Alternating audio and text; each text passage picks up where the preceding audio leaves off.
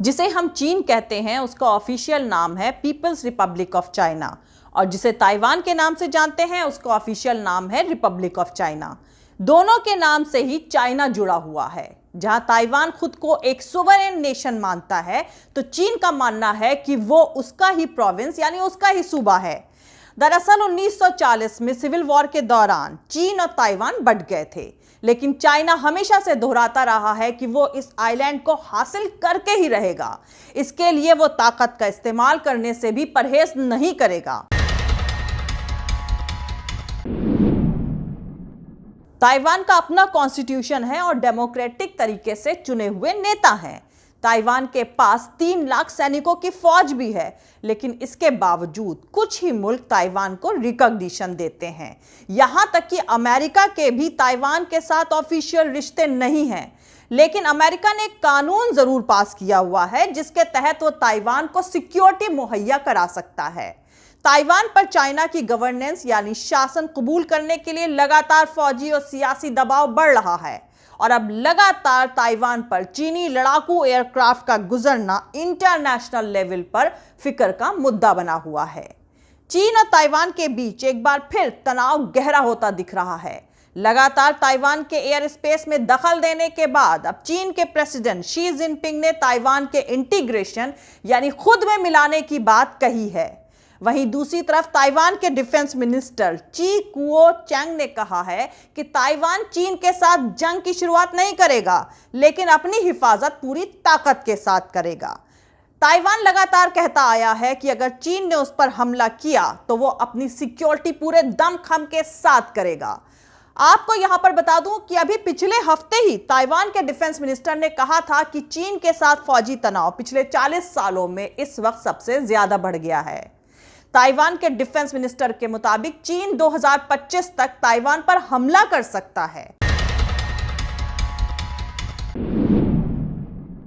तो दोस्तों, दुनिया के एक सुपर पावर के सामने एक छोटा सा आइलैंड है जो क्यूबा जितना बड़ा भी नहीं है, जिसने अमेरिका जैसे सुपर पावर से टक्कर ले ली थी।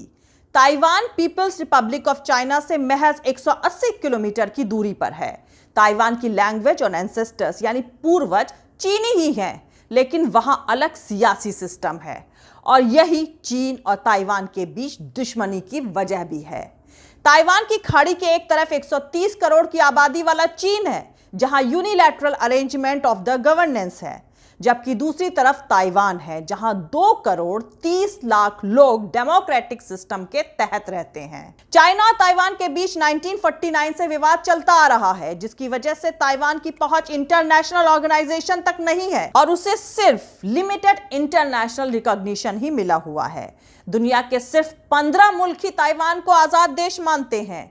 वहीं चीन इसे अपने से अलग हुआ हिस्सा और एक रिबेल प्रोविंस मानता है। साल 2005 में चीन ने एंटी सेपरेटिस्ट कानून पास किया था, जो चीन को ताइवान को फोर्सिबली यानी जबरदस्ती अपने साथ मिलाने का हक देता है।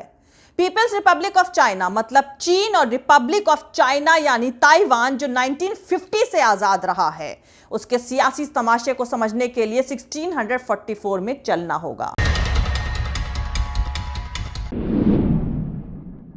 दरअसल चीन में साल 1644 में चिंग डायनेस्टी सत्ता में आई थी और उसने चीन का इंटीग्रेशन यानी एकीकरण किया था।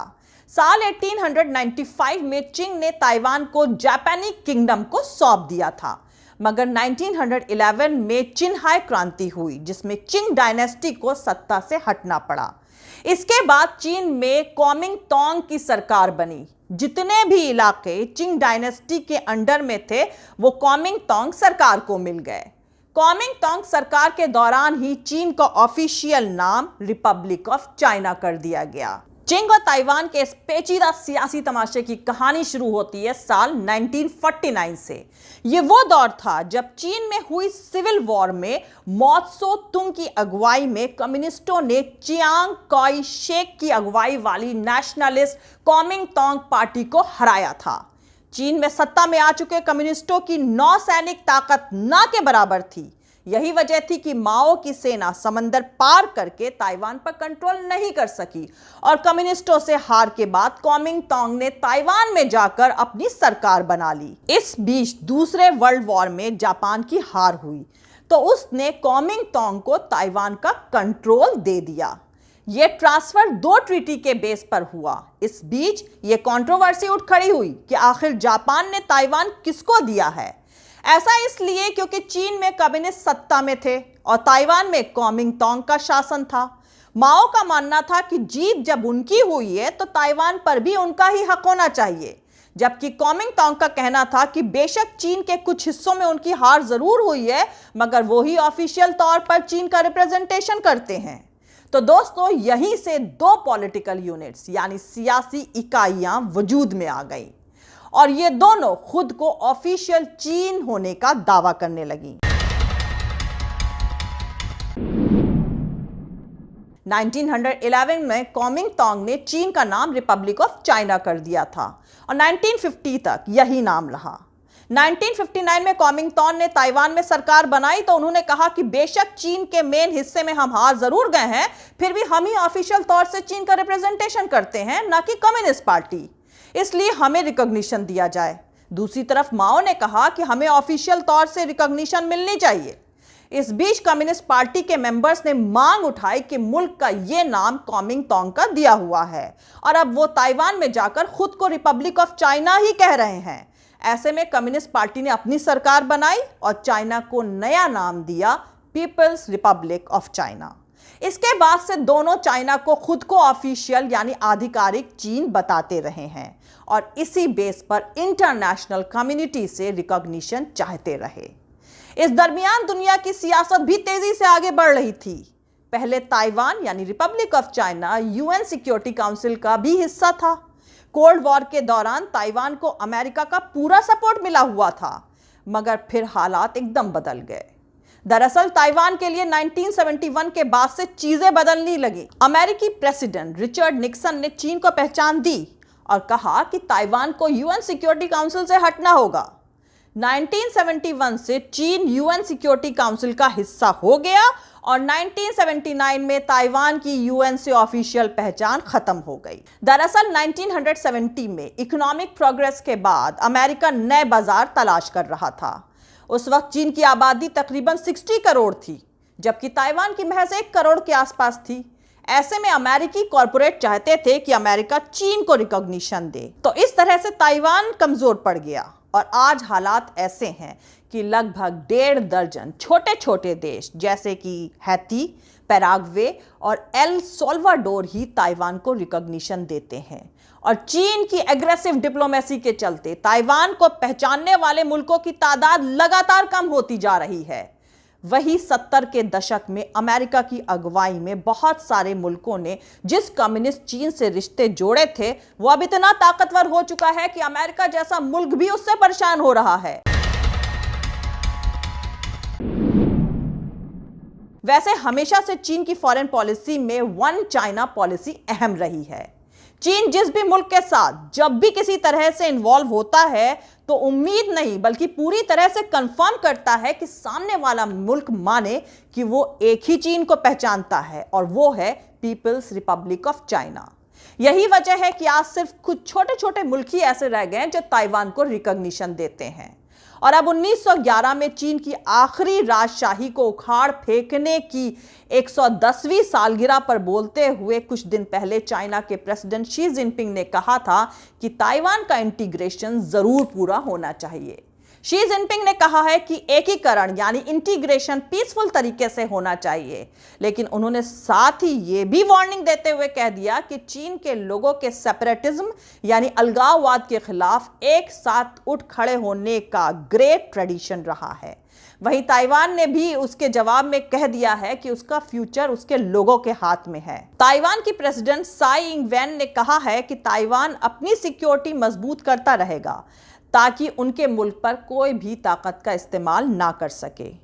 तो दूसरी तरफ ताइवान का इंटीग्रेशन पीसफुल तरीके से होने का हवाला देते हुए चाइनीज प्रेसिडेंट ने ताइवान के इंटीग्रेशन पर कहा कि यह इंटीग्रेशन चीनी राष्ट्र और ताइवान के लोगों के पूरे फायदे को ध्यान में रखकर ही किया जाएगा। लेकिन साथ ही में उन्होंने यह भी कहा है कि किसी को भी चीन के लोगों की नेशनल सोवरेनिटी और टेरिटोरियल इंटीग्रिटी की हिफाजत करने की मजबूत कैपेबिलिटी और डिटर्मिनेशन को नजरअंदाज नहीं करना चाहिए। मदरलैंड के कंप्लीट इंटीग्रेशन का हिस्टोरिक काम पूरा किया जाना चाहिए और जो जरूर पूरा होगा। तो दोस्तों, जानकारों का मानना है कि बीजिंग ताइवान पर कब्जा करने के लिए कई तरह से हमला कर सकता है, जिसमें सबसे पहले ताइवान के फाइनेंशियल सिस्टम और इंफ्रास्ट्रक्चर को निशाना बनाना शामिल हो सकता है। फिर चाइना साइबर और इलेक्ट्रॉनिक जंग छेड़ सकता है, जिसके चलते अमेरिकी सैटेलाइट को बैलिस्टिक मिसाइलों के बारे में ना पता चल सके। साथ ही चीनी जहाज ताइवान जाने वाले जहाज़ों को रोक सकता है ताकि उसके फ्यूल और खाने की सप्लाई पर रोक लगा दी जाए। कई जानकारों का मानना है कि हवाई हमलों के जरिए चाइना ताइवान के टॉप सियासी और मिलिट्री लीडर्स को निशाना बना सकता है। चीनी सेना पहले ही बता चुकी है कि उसने कई वॉर प्रैक्टिसेस करी हैं। सैटेलाइट की तस्वीरों में दिखा है कि इन वॉर प्रैक्टिस में प्रेसिडेंट ऑफिस की इमारत जैसे टारगेट के नकली मॉडल वहां मौजूद थे। वैसे आपको बता दूं कि मौजूदा तनाव से काफी पहले 1996 में चीन और ताइवान के रिश्ते बेहद खराब थे। तब चीन ने मिसाइल टेस्ट के जरिए प्रेसिडेंट इलेक्शन को इंटरप्ट करने की कोशिश करी थी और फिर अमेरिका ने अपने लड़ाकू जहाज भेजकर इसे रोका था। हालांकि कुछ जानकारों का मानना है कि कुछ एम्बिशंस चीन को जंग की तरफ धकेल सकते हैं। इसमें सबसे बड़ा एम्बिशन शी जिनपिंग को खुद को साबित करने का है। चाइना के मौजूदा प्रेसिडेंट शी जिनपिंग खोए हुए इलाकों को वापस पाकर अपनी ताकत का लोहा मनवाना चाहते हैं। दूसरी तरफ अमेरिका के साथ खराब होते रिश्ते, हांगकांग में जारी तनाव और कोरोना वायरस के हालात को लेकर टेक्नोलॉजी की वजह से बढ़ता कंपटीशन जैसे मुद्दे इस तनाव के पीछे शामिल बताए जा रहे हैं। दूसरी तरफ अमेरिकी प्रेसिडेंट जो बाइडेन भी कह चुके हैं कि शी जिनपिंग ताइवान समझौते का पालन करने के लिए सहमत थे। तो आपको बता दूं कि अमेरिका लंबे वक्त से वन चाइना पॉलिसी के तहत ताइवान को छोड़कर पूरे चीन को रिकॉग्निशन देता है, लेकिन ताइवान रिलेशंस एक्ट के तहत अमेरिका ताइवान को हथियार भी बेचता है। इस कानून के तहत अमेरिका ताइवान की हिफाजत करने में मदद कर सकता है। कुल मिलाकर अगर कहा जाए तो दोस्तों, जानकारों का मानना है कि अगले 5 से 10 साल बेहद खतरनाक होने जा रहे हैं और बेसिक तौर से आने वाला वक्त काफी इनस्टेबिलिटी से भरा हुआ होगा। जय हिंद, सत्यमेव जयते, अल्लाह हाफिज। दोस्तों, हमारा पूरा वीडियो दूसरे और वीडियोस देखने के लिए हमारा YouTube channel political Tamasha with doctor Arshi को सब्सक्राइब करके वहां पे लगी बेल आइकॉन को जरूर दबा दें ताकि आपको हमारे आने वाले हर वीडियो की अपडेट्स मिलती रहे। और दोस्तों, अगर आपको हमारा काम पसंद आता है, हमारे वीडियोस पसंद आते हैं तो www.patreon.com/dr अर्शी खान पर जाकर डोनेट करके आप हमारे काम को सपोर्ट कर सकते हैं। दोस्तों, अगर आपको हमारा वीडियो पसंद आता है तो लाइक और शेयर करना हरगिज नहीं भूलें। आप हमें फॉलो भी कर सकते हैं हमारे ट्विटर, इंस्टाग्राम और फेसबुक पेज पर। मेरा ट्विटर हैंडल है @arshi Aziz Khan. Thank you. मिलते हैं अगले वीडियो में।